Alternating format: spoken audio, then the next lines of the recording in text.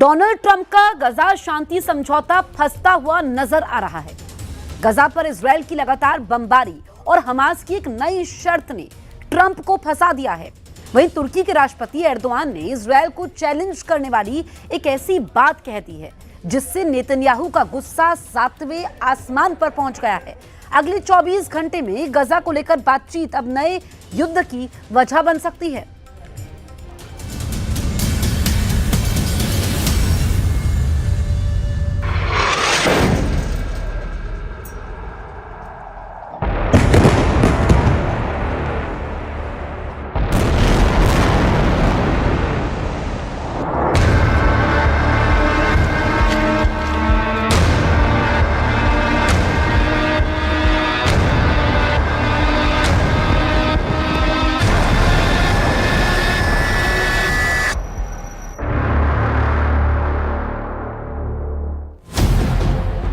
एक तरफ अमेरिका के राष्ट्रपति डोनाल्ड ट्रंप, दूसरी तरफ इजराइल के प्रधानमंत्री बेंजामिन नेतन्याहू और बीच में एक बार फिर खड़ा हो रहा है हमास का प्रमुख याह्या सिनवार, जो ठीक 1 साल पहले गाजा के खंडहरों में मारा जा चुका है। हमास और इजराइल के युद्ध में अचानक याह्या सिनवार की एंट्री कैसे हो रही है? इस सवाल ने व्हाइट हाउस तक सबको बेचैन कर दिया है, क्योंकि जब गाजा में नेतन्याहू की भारी बमबारी जारी है और हर कोने पर इजराइल की सेना मौजूद है, बावजूद इसके गाजा को अब भी कंट्रोल कर रहा है हमास। हमास ने डोनाल्ड ट्रंप के सामने बहुत बड़ी शर्त रख दी है। हमास ने कहा है कि अगर डोनाल्ड ट्रंप गाजा पर डील चाहते हैं तो इजराइल को याह्या सिनवार की लाश लौटानी होगी। याह्या सिनवार हमास का प्रमुख था और उसी ने 7 अक्टूबर 2023 को इजराइल पर हुए हमले का मास्टर प्लान तैयार किया था। याह्या सिनवार की लाश वापस लेकर आखिर क्या चाहता है हमास और क्या है इस डिमांड को लेकर हमास का एजेंडा? इस सवाल ने अमेरिका के राष्ट्रपति डोनाल्ड ट्रंप और इजराइल के प्रधानमंत्री बेंजामिन नेतन्याहू को बहुत बड़ी उलझन में डाल दिया है, क्योंकि इजरायली बंधकों को लेकर डील अब तक फाइनल नहीं हुई है। और इस बीच पूरी पिक्चर में याह्या सिनवार की एंट्री ने डील में बड़ा वाला पलीता लगाने का काम किया है। हमास की डिमांड है कि न सिर्फ याह्या सिनवार की लाश सौंपी जाए, बल्कि उसके भाई मोहम्मद सिनवार की बॉडी भी वापस की जाए, और ये शर्त डोनाल्ड ट्रंप के गाजा पीस प्लान का हिस्सा मानी जाएगी। The Sunday evening deadline was to hear back from Hamas on the proposal one way or another. And of course, on Friday, Hamas put out a very clear statement in the president's view that they accept the president's framework, and that's why those technical talks are now underway. But again, we want to move very quickly on this, and the president wants to see the hostages released as soon as possible. Israeli media में हड़कंप much गया है। आखिर Yahya Sinwar की लाश वाली demand के पीछे हमास का बड़ा मकसद क्या है? अमेरिकी मीडिया से आई इस रिपोर्ट ने अचानक गाजा डील पर बहुत बड़ा ब्रेक लगा दिया है। हमास को लेकर हो रही गाजा डील में सभी 22 इजरायली बंधकों को रिहा करने की शर्त है, जिसे हमास ने मान लिया है। इसके अलावा 26 बंधकों के शव भी हैं। ये वो इजरायली नागरिक थे जो हमास के बंधक थे और फिर हमास और इजराइल की मुठभेड़ के दौरान मारे गए या इजरायली बमबारी में जिनकी जान चली गई। यानी हमास लाशों की अदला बदली भी चाहता है। أولويتنا الوقف الفوري للعدوان الصهيوني وحرب الإبادة على قطاع غزة، ونجدد عهدنا بالتمسك بكامل حقوق شعبنا الوطنية الثابتة والدفاع عن تطلعات شعبنا الأبي في التحرير والإصلاح والاستقلال। हमास चाहता है कि अगर इजरायली बंधकों की लाश वापस की जाएगी तो इसके बदले याह्या सिनवार और उसके भाई की लाश भी इजराइल वापस करे। इसके अलावा हमास ने इजरायली जेलों में बंद सैकड़ों फिलिस्तीनी बंधकों की रिहाई की मांग भी की है।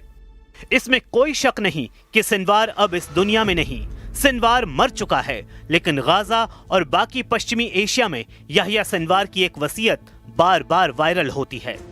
इस वसीयत को लेकर इजराइल को और घबराने की जरूरत है, क्योंकि याह्या सिनवार ने खुलेआम इस वसीयत का ऐलान किया था। ये 26 मई 2021 का वीडियो है। तब याह्या सिनवार ने अपनी वसीयत पूरी दुनिया को बताई थी। उसने बताया था कि इजराइल से नहीं डरता, उसने बताया था कि चाहे F-16 हो या फिर इजराइल की पूरी फौज, वो इजराइल को चैलेंज कर रहा है। वो चाहे तो उसे मार सकते हैं। وأنا أقضي إلى الله سبحانه وتعالى شهيدا على يده. أنا اليوم عمري 59 سنة. أنا حقيقة أفضل أن أستشهد بالF-16 أو بالصواريخ من إني أموت بالكورونا، أو من إني أموت بجلطة أو بسكتة أو بحادث طرق أو بشغلة من اللي بيموتوا منها الناس। सिनवार बता रहा है कि इजराइल उसका कुछ नहीं बिगाड़ सकता। 3 साल पहले ही सिनवार ने ऐलान कर दिया था कि वो एक शहीद की तरह मरना चाहेगा, यानी लड़ता हुआ मरेगा, ना कि ऐसी मौत चाहता है जिसके कोई मायने नहीं। 16 अक्टूबर 2024 को सिनवार के खिलाफ जब ऑपरेशन शुरू हुआ, तब उसकी तलाश में इजरायली ड्रोन एक एक इमारत में घुसकर तलाशी ले रहे थे। जब वो इस बिल्डिंग में दाखिल हुआ तो सामने सोफे पर एक शख्स बैठा हुआ नजर आया। उसका एक हाथ बुरी तरह टूटा हुआ था। वो ड्रोन को तिरछी निगाहों से घूरता रहा, ड्रोन भी मंडराता रहा। ये सिनवार ही था। ड्रोन को देखकर सिनवार ने दूसरे हाथ में थामी छड़ी से वार किया। ये सिनवार का इजराइल पर आखिरी वार बताया गया। तब इजराइल के टैंकों ने उस इमारत को चारों तरफ से घेर लिया जहां सिनवार का ठिकाना मिला था।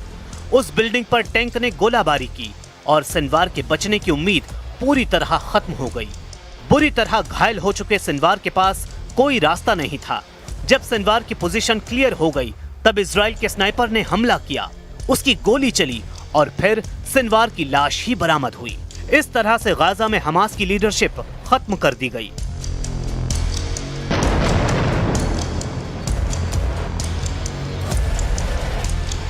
गाजा का मौजूदा स्टेटस बहुत ही खतरनाक दौर में पहुंच गया है। अब तक 67,000 लोगों की मौत हो चुकी है। 1,60,000 से ज्यादा लोग घायल हैं। गाजा पर अब भी इजराइल के वो बंकर बस्टर बम फट रहे हैं जिनकी अमेरिका से सप्लाई लगातार जारी है।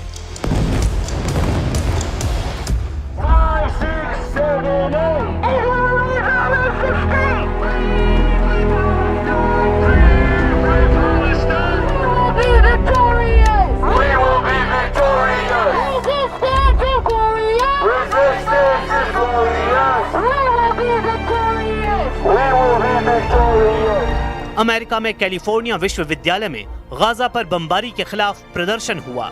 गुलाब के फूलों के साथ ये लोग मैसेज दे रहे हैं कि युद्ध अब बंद होना चाहिए।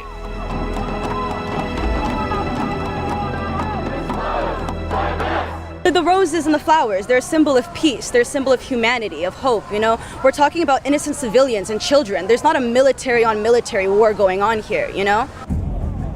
हमास के पक्ष में एक बार फिर तुर्की के राष्ट्रपति एर्दोआन आ गए हैं। एर्दोआन ने कहा है कि गाजा में शांति लौटे, इसकी जिम्मेदारी सिर्फ हमास पर नहीं डाली जा सकती। Filistin Direniş Örgütü Hamas, Sayın Trump'ın barış planına son derece müsbet cevap vermiş. Böylece barış iradesini çok net ortaya koymuştur. Ancak şurası bir gerçek ki barış tek kanatlı bir kuş değildir. يا الله راح دفاع مدني 2 साल तक Israel की बमबारी ने Gaza का क्या हाल किया है, कैसे पूरा गाजा मलबे में तब्दील कर दिया गया है, उसका एक नया वीडियो भी आया है और सैटेलाइट तस्वीरें भी रिलीज की गई हैं। ये संयुक्त राष्ट्र के सैटेलाइट सेंटर से रिलीज की गई तस्वीरें हैं। संयुक्त राष्ट्र के मुताबिक गाजा में 1,93,000 इमारतें या तो पूरी तरह तबाह कर दी गई हैं या अब रहने लायक नहीं बची हैं। गाजा में 213 अस्पताल और 1,029 स्कूलों को टारगेट किया गया और उनको बड़ा नुकसान पहुंचाया गया है। गाजा में इस वक्त 36 में से 14 अस्पताल ही थोड़ा बहुत काम कर रहे हैं।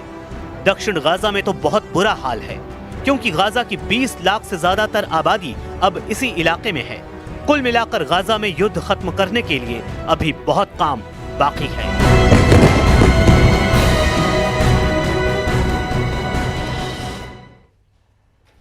डोनाल्ड ट्रंप ने पुतिन को अब खुलेआम धोखा देने की शुरुआत कर दी है। जेलेंस्की को अब वो मिसाइल मिलने जा रही है जो पुतिन की राजधानी और उनके सबसे पसंदीदा शहर सेंट पीटर्सबर्ग को पूरी तरह जला सकती है। ट्रंप की नई मिसाइल सप्लाई के बारे में सुनकर पुतिन बुरी तरीके से भड़क गए हैं। उन्होंने ट्रंप को बता दिया है कि इसका अंजाम बहुत बुरा होगा।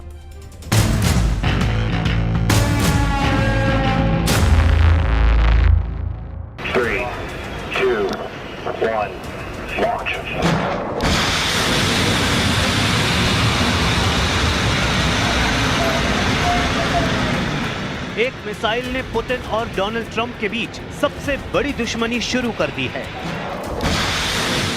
एक मिसाइल ने रूस और अमेरिका को आमने सामने खड़ा कर दिया है। अगर मॉस्को पर यह मिसाइल फायर की गई तो समझ लीजिए वर्ल्ड वॉर का खतरा मंडराने लगेगा। यह है अमेरिका की टोमाहॉक मिसाइल जो यूक्रेन को मिलने जा रही है, क्योंकि ट्रंप ने एक तरह से इस मिसाइल को सप्लाई करने की हामी भर दी है। 2500 किलोमीटर रेंज वाली इस क्रूज मिसाइल ने रूस और नेटो के बीच तनाव को बुलंदी पर पहुंचा दिया है। 900 किलोमीटर प्रति घंटे की रफ्तार से ये मिसाइल जमीन से 30 मीटर की ऊंचाई पर चलती है, यानी रेडार पर इसको ट्रैक करना आसान नहीं होता। डोनाल्ड ट्रंप ने टोमाहॉक को लेकर एक ऐसा बयान दिया है जिसने पुतिन का गुस्सा भड़का दिया है। अब तक यूक्रेन का युद्ध कंट्रोल में रहा है, लेकिन ट्रंप की इस मिसाइल को लेकर अब वर्ल्ड वॉर का खौफ साफ साफ नजर आ रहा है। I've sort of made a decision, pretty much. If you consider, I think I want to find out what they're doing with them. Yes. You know, where are they sending them? I guess I'd have to ask that question. जब Trump Ukraine के लिए Tomahawk missile पर मुहर लगा रहे थे, तब Putin अपना 73वां जन्मदिन मना रहे थे। सेंट पीटर्सबर्ग में 300 साल पुराने चर्च पहुंचे पुतिन ने ऐसी बात कही है जिससे यूक्रेन से ज्यादा अमेरिका को झटका लगेगा। अपने तमाम शीर्ष कमांडरों के साथ प्रार्थना करते हुए पुतिन ने नई कसम खाई है। В настоящее время стратегическая инициатива полностью остается за вооруженными силами Российской Федерации. В этом году нами освобождено почти 5000 квадратных километров территории, 4900 и 212 населенных пунктов. पुतिन ने बताया है कि वो यूक्रेन की 5000 वर्ग किलोमीटर जमीन पर कब्जा कर चुके हैं, लेकिन पुतिन के जहन में बहुत कुछ चल रहा है। उनके जहन में ज़ेलेंस्की भी है, पुतिन के दिमाग में डोनाल्ड ट्रंप की चालबाजी भी है, और पुतिन उस टोमाहॉक मिसाइल के बारे में भी सोच रहे हैं जिस पर ज़ेलेंस्की और ट्रंप के बीच बड़ी सीक्रेट डील हो चुकी है। टोमाहॉक अमूमन समंदर से लॉन्च की जाती है। इस मिसाइल को समंदर में जंगी जहाज से लॉन्च किया जाता है। इस मिसाइल को पनडुब्बी से फायर किया जाता है। ऐसे अटैक अमेरिका ने कई बार इराक और अफगानिस्तान में किए हैं। सीरिया और यमन पर भी यही मिसाइल बरसाई हैं। अब इसका लैंड बेस्ड लॉन्चर, जिसे लॉन्ग रेंज फायर्स यानी LRF लॉन्चर कहा जाता है, ये ऐसा विकल्प है जिसे अमेरिका खुद अपनी सेना से हटाना चाहता है। लेकिन यही विकल्प अब यूक्रेन के युद्ध को तेज करने का नया ईंधन बन सकता है।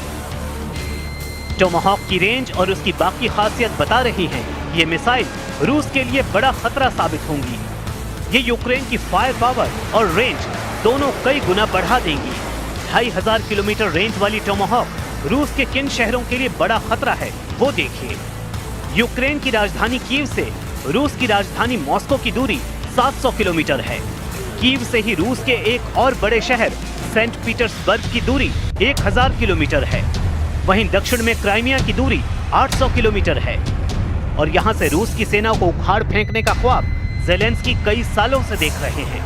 जाहिर है कि ज़ेलेंस्की लैंड बेस्ड लॉन्चर की मदद से ही इस मिसाइल को फायर कर पाएंगे।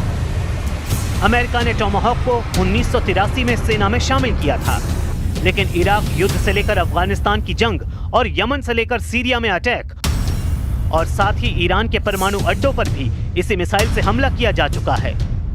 अब इस मिसाइल का अगला टारगेट रूस के बड़े बड़े शहर और मिलिट्री ठिकाने बन सकते हैं। यही बातें हैं जिसकी वजह से अमेरिका की टोमाहॉक मिसाइल को देखकर पुतिन बिगड़ गए हैं। इसमें कोई दो राय नहीं कि टोमाहॉक क्रूज मिसाइल की खबर देखकर पुतिन उखड़ गए हैं। अब दावा किया जा रहा है कि टोमाहॉक मिसाइल को देखकर पुतिन का गुस्सा रिकॉर्ड तोड़ रहा है। Были вопросы, связанные, скажем, с обсуждением проблем с поставками новых систем оружия, в том числе дальнобойных систем. высокой точности, это томагавки и так далее. Ну, я уже сказал, что это приведет к разрушению наших отношений, во всяком случае наметившихся позитивных тенденций в этих отношениях. टोमाहॉक क्रूज मिसाइल को लेकर इतना डायरेक्ट मैसेज पहले कभी नहीं आया। ट्रंप खुद बोल रहे हैं कि सब विकल्प उनकी मेज पर हैं। ये रूस और नेटो में बड़ा युद्ध भड़काने वाली स्टेटमेंट है, जिसकी सजा अमेरिका से पहले ज़ेलेंस्की को दी जाएगी।